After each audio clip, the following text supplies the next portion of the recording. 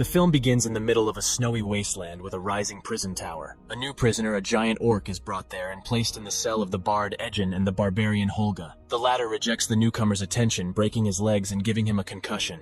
Working at the icebreaker, Edgin confesses that he is the captain of a spaceship, and the prisoner is just good for his soul. He doesn't plan to stay in prison for long with an early parole hearing on the horizon. Edgin tells his story. He wasn't always a thief, and once worked as an honest bard spy collecting dirt on all sorts of evil individuals. Giving in to greed, he once stole the gold of an arrested red wizard to feed his family. For such a deed, the Red Wizards took their revenge by killing his wife. The bard was grief-stricken when Holga met him and took care of him and his daughter Kira. Having been disappointed in his craft, Edgin switched to stealing and formed a gang with the half-elf sorcerer Simon and the conman Forge. One day, they are hired by the sorceress Sofina to steal valuable artifacts from the guarded treasury. Edgin is just like Vin Diesel. He signs up for one last job for the sake of his family. Among the treasures is an amulet that can bring the dead back to life. Yet the theft goes awry, and Sofina casts a time-stopper spell on her escape, leading the bard and Holga to fall into the hands of the guards. Not waiting for sympathy from the commission, Edgin embarks on Plan B, an escape with the aid of the feathered judge. Using it as a hang glider, he and his partner fly out the window, then smoothly fly the coop. Having stolen horses in the process, the associates return home, but the house is emptied and abandoned, except for an old lute gathering dust in a secret stash. As they celebrate their unconditional early release at the tavern, the partners learn that Forge has become Lord of Neverwinter and plans to revive the tradition of the High Sun Games, a mixture of the Olympics, the Hunger Games, and Battle Royale. They head out to see him inquire where their fair share of the stolen is. At the castle, they meet Kira, the bard's daughter, whom Forge was patronizing while the accomplice was serving time. The girl is deeply resentful of her father for his long absence. However, when the new lord arrives, the situation ceases to be languid. Forge has incriminated his former friends, exposing them as greedy swindlers. He uses the stolen treasure for his election campaign and lies to Kira that her father signed up for the job because of his greed, rather than for her mother's resurrection. With Sofina's help, Forge wants to imprison the fugitives, but the sorceress orders the execution of the uninvited guests behind his back. However, the faceless guards mercilessly leak the rink to the fierce Holga, who barbarously defeats the entire squad with ease while Edgin fights with a rope in his arms. Once out of the city, the bard plans treacherous revenge. He wants to steal from a former comrade in his dangerous trade. The good news is that many wealthy guests will be attending his games. But to do this, he needs a team of like-minded people. The first thing they do is track down Simon, a magician who entertains the public with tricks and telekinesis and picks their pockets at the same time. When he spots the band, he loses concentration and drops his jewelry. The villagers, realizing the half-elf is playing a trick on them, decide to beat him up. Disagreeing with this notion, the sorcerer casts a spell that reverses the direction of gravity, causing him to fly through a window into the sky, where he falls directly upon the barbarian's arms. When the fellows outline their plan, Simon offers to enlist Doric, a druid, into the merry band of gorillas. She can transform herself into various animals, including a bear, a formidable force for a whole band of soldiers. The thieves follow her into the forest city, urging her to join them. The druid accepts the invitation to confront Forge. His policies menace the woods with deforestation. Doric turns into a fly and sneaks into the castle, where she learns a terrible truth. Sofina is a red sorceress who serves the necromancer, preparing an invasion of Neverwinter. The druid also discovers that a powerful spell guards the treasury,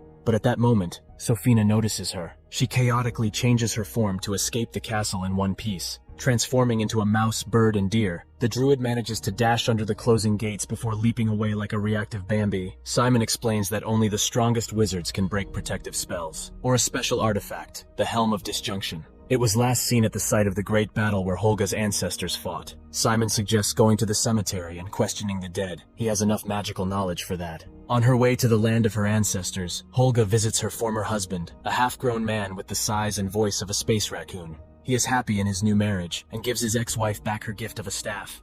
The next stop is a graveyard. The squad tears up the grave to revive the dead man and ask him 5 questions. Edgin fails on his first attempt without finding out anything. Having dug up the next dead man, the adventurers learn of the great battle when the dragon defeated the barbarian army. However, the fate of the helm passing from one person to another remains hazy. They have to dig grave after grave until they find the skeleton who last saw the artifact. Before his death, the barbarian gave the helm to a paladin named Zenk. Everyone except Edgin had heard of his ultimate kindness and willingness to come to the aid of his neighbors.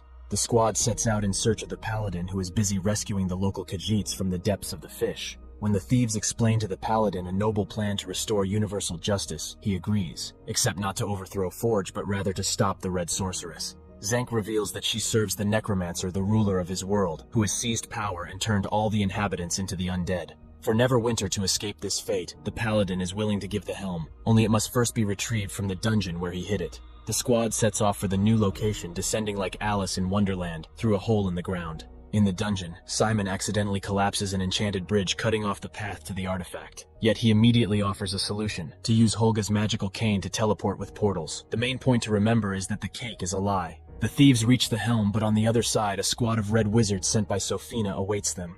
The paladin carries the fight solo with his impeccable skills, leaving the boss for last. Setting their blades alight in the manner of Jedi swords, the opponents come together in a battle. Stripped of their swords, they proceed with a knife fight like Counter-Strike players. In the end, Zenk comes out victor, after which he offers to do a bunk. The slain necromancer's adepts rise from the dead.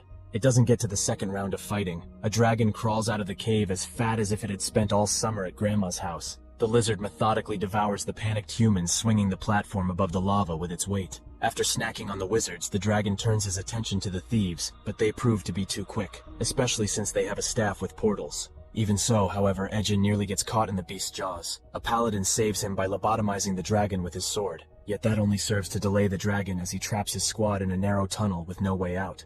On top of that, water starts pouring in from the broken ceiling. Edgin suggests a cunning plan: irritate the dragon so that it will breathe out flames. Thus the explosion will destroy the walls, and they will swim out. Once out of the trap, the troop dries up on the shore. The paladin bids them farewell as his mission is over, and leaves. Simon puts the helm on, but fails to bend the artifact to his will. The frustrated wizard argues with Edgin, who pushes his emotions. Then Holga suggests a new plan: to use the teleportation staff and the skills of a druid to get into the vault. The next day, the squad gets down to the plan. The bard buys a painting to put a portal on, then attaches it to the bottom of the carriage, carrying the rich man's treasure to Neverwinter. After knocking out the boards of the carriage, the druid sneaks inside, and then unfastens the painting, nearly dropping it in the process. With Simon's help, the frame is dragged into the carriage. Through the portal, the boards are put back in place. Doric fastens a canvas over the top, and turning into a fly, climbs out into the crack. Forge announces the start of the games, unaware that the former associates are already in town. Simon opens the portal to suddenly find out a ridiculous accident. The painting has fallen canvas down, and is looking at the ground instead of a passageway. Realizing that the operation is on the brink of failure, Edgin convinces the wizard to try to subdue the helm again. Leaving Doric to pick a gap in the portal, the other thieves figure out how to get to the entrance to the treasury. Using Simon's charms, they distract the guards, but the wizard, stuck with his foot, loses concentration and gives himself away. The guards rush out in pursuit. Holga joins in to hold them off as the sorcerer runs toward the treasury. At that time, Edgin is searching for his daughter, whom Forge has deceived into turning against him.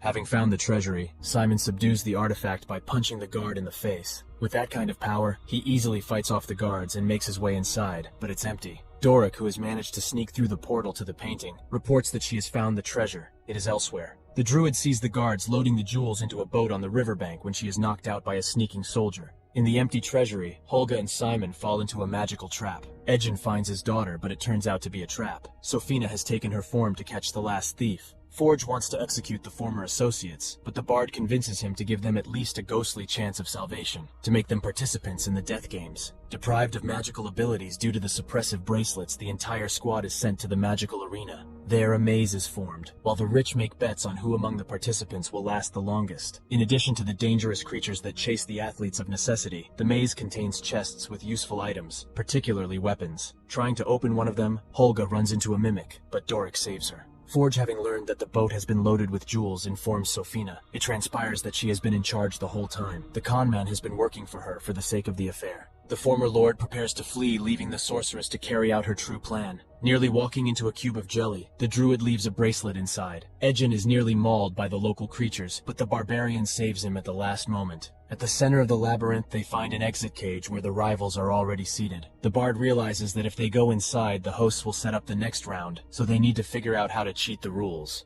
Doric suggests escaping through the jelly cube while the maze configuration changes. At her signal, the others jump inside, where they get stuck, dropping down below the arena. Turning into a snake, the druid climbs out of the jelly and pulls the associates out before the acid corrodes their skin and insides. They get out of the underground labyrinth and find their belongings at the exit. Doric recognizes this place. This is where the treasure was kept. She leads the squad to a boat loaded with stolen jewels. Having overpowered the guards, the squad awaits Forge, who wishes to flee with Kira. The bard explains to the girl that her guardian has deceived her. When the girl is ready to be reunited with her family, Forge threatens her with a knife, but a well-aimed potato throw puts an end to his plans. Simon summons a tidal wave that washes away the traitor and carries the ship with the loot to the open sea. Meanwhile, however, in the arena, Sofina casts black magic, literally thickening the clouds over Neverwinter. Departing thieves see what is happening and are touched by a sense of guilt in their ebullient and greedy hearts. Realizing that the inhabitants will be turned into zombies, they devise a new plan. Using portals, they scatter stolen treasure from a balloon. The villagers flee the arena in the hope of grabbing a freebie, which negates all of Sofina's efforts. Yet the Red Sorceress is still dangerous. The squad returns to fight her. First, they must defeat the revived Stone Dragon with coordinated teamwork. This works out badly, until Doric manages to shoot garlic into the head of Sofina, the creature's controller. Overpowering the sorceress herself is no easier. She has a rich arsenal of spells. While Edgen and Holga are trapped, Simon casts a huge hand to confront her but loses. Only by joining forces can the forces fight the sorceress, but not for long, for she stops time again. Sofina threatens the frozen heroes with terrible punishment, but they suddenly begin to move again. Kira, using the Amulet of Invisibility, puts a magic suppressor bracelet on the sorceress. It turns out that Simon managed to remove the spell at the last moment. He is better at conjuring in stressful situations. Finally, Doric cosplays the Hulk from the Avengers. The squad is ready to celebrate their victory, but Holga is wounded by the Red Enchantress's blade. There is no cure for such a wound. The barbarian dies. In tears, Kira asks her father to use the only charge of the resurrection artifact to bring her back. Holga has replaced her mother, whom the girl simply does not remember. Edgen agrees, and when the amulet crumbles into ashes, the battle friend comes to her senses. The story ends with Forge being caught by Zenk to be sent to prison. The real Lord of Neverwinter, as soon as Sofina's spell had fallen, wakes up and first edicts a pardon to Holga and Edgen, and rewards their troop for saving the city.